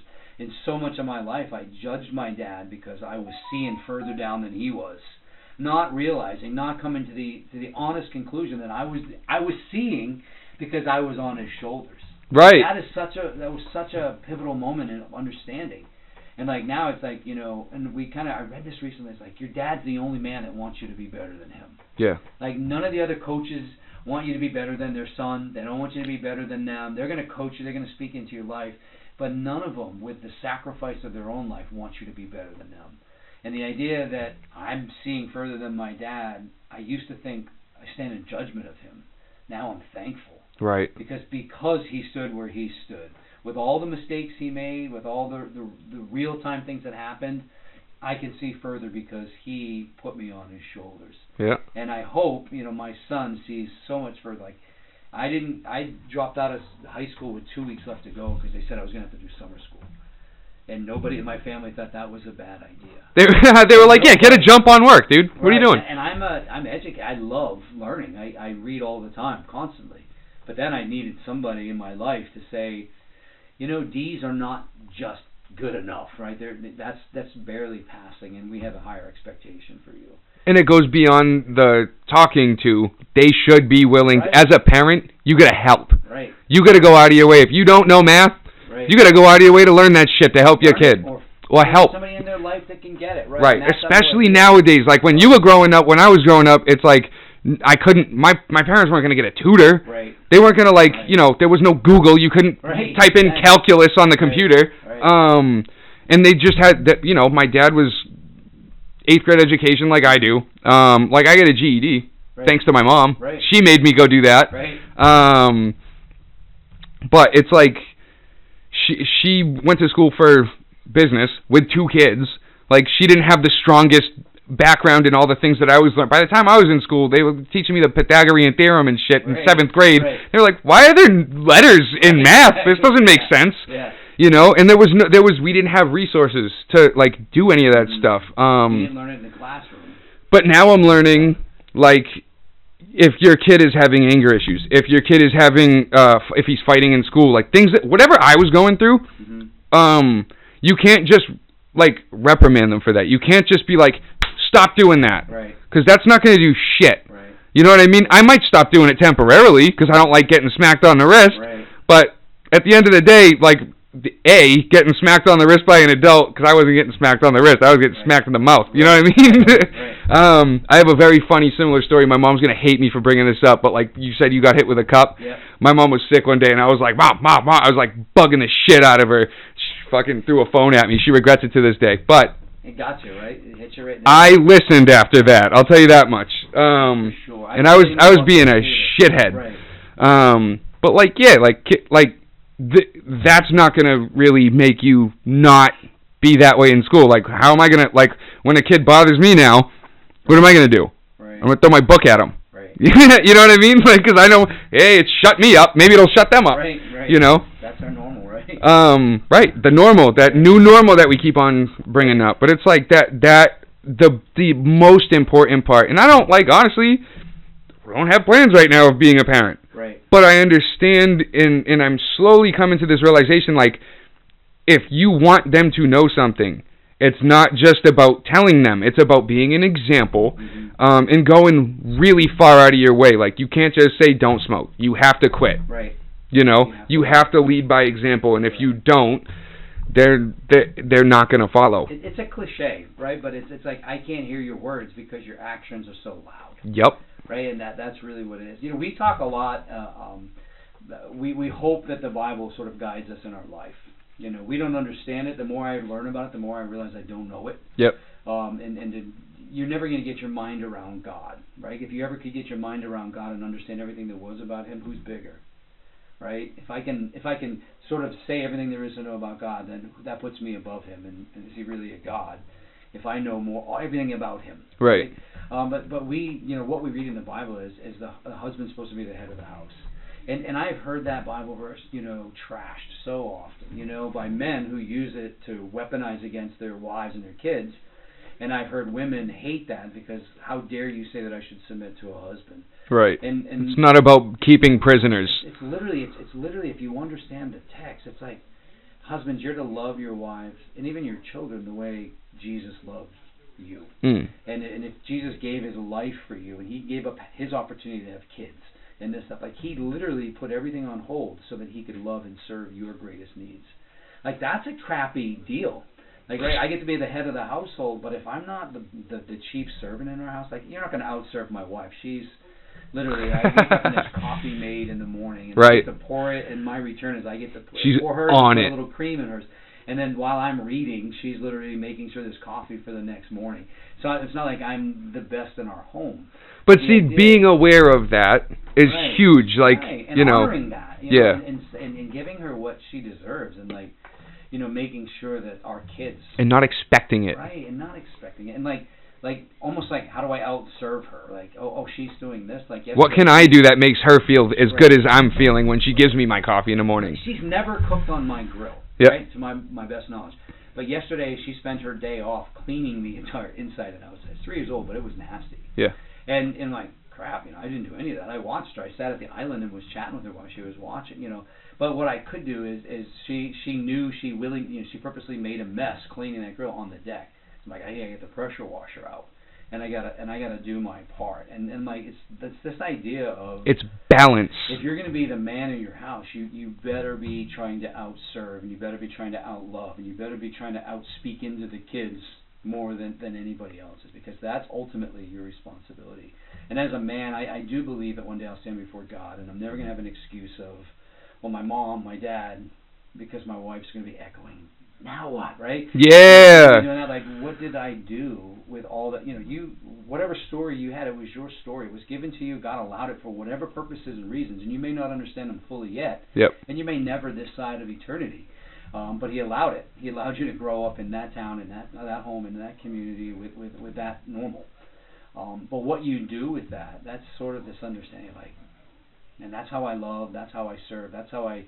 Somebody says, and again, it's another cliche of, you know, my life is a gift from God. What I do with it, how I spend it, even all that stuff that I didn't have any control over, how I respond to all that is my gift back to Him.